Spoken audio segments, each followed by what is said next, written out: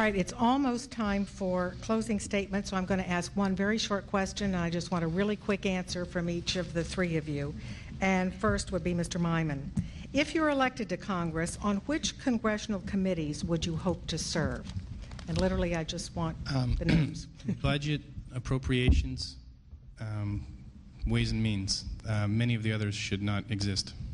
Mr. Shays? I'd like to continue to serve as the Vice Chairman of the Government Reform Committee and hopefully someday be its Chairman. It's an investigative committee that looks at all elements of government, and I then co-chair the subcommittee that overlooks Defense, State Department, and Homeland Security. I would like to continue on the Homeland Security Committee, of which I am a senior member, and I would like to continue on the Financial Services Committee. The Financial Services Committee gets into all the issues that are so important to our district in the 4th Congressional District. My opponent will tell you she'd like to be on the Transportation Committee, and I'm not. But if I was on the Transportation Committee, I wouldn't be on the Financial Services Committee, which oversees housing.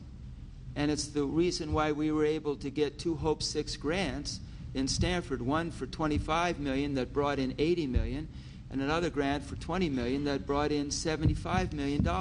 Okay, so I'm going to have have a choice to stop. between on housing or transportation. I chose housing. We're running out of time here, so thank you. Ms. Farrell, your committees? And I choose transportation because in the 19 years that Chris has been in Washington, things have gotten progressively worse in the district, and it's critical to every single citizen living here. Beyond that, Phil and I agree. Budget, appropriations, Ways and Means, because what I learned during my tenure in Westport is it is very important to have a connection to the purse strings. That's how programs get funded or not funded. That's the critical decision that has to be made every day as priorities are made in Congress, and new priorities. Okay, the time has come. Can I just respond quickly to that? Because, no, we're out of time. It's time to go to closing statements. Fine. I'll let the timers clear their stopwatches. Each candidate has 2 minutes for a closing statement, and the first is Mr. Maymin. 2 minutes. I'll use part of my closing statement to say what I wanted to say, which is I do not agree with my Democratic opponent. If we serve on those committees, our service will come in completely different ways. She will vote to increase spending on virtually anything she can lay her hands on. I will vote to eliminate virtually anything I can to return your money to you. As you may know from hearing me today, I don't believe that government is the solution to problems. I believe it's typically the problem itself. America is a free country, okay? Let's not get carried away. But is it less free or more free than it's been before?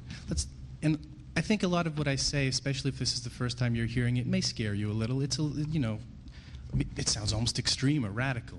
But really what I'm talking about is, hey, we have a constitution, let's follow it. That's not extreme. That's patriotic. It's how our country was founded.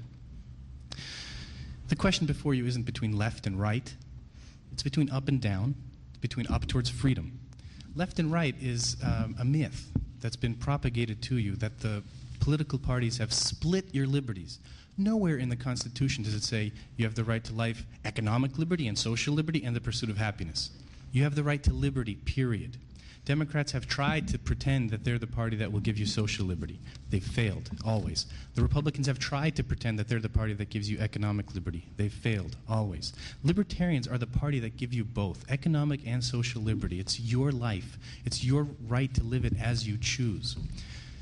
Now, don't be scared by the things I say. The question is here, what direction do we go to? Not the final destination. America used to be a shining beacon of light, and it was the brightest light in the sky. It called people to it for freedom. It's diminished. It's still the brightest out there, but only because every other country is barely holding up a candle. Let's shine the light back again. When you turn up the light, what happens? At first you have to cover your eyes. Oh, whoa, that's really bright. But then you get used to it and you want more freedom, and you'll see how in your lives the free market and freedom and your liberties help you live. Thank you, and your time is up.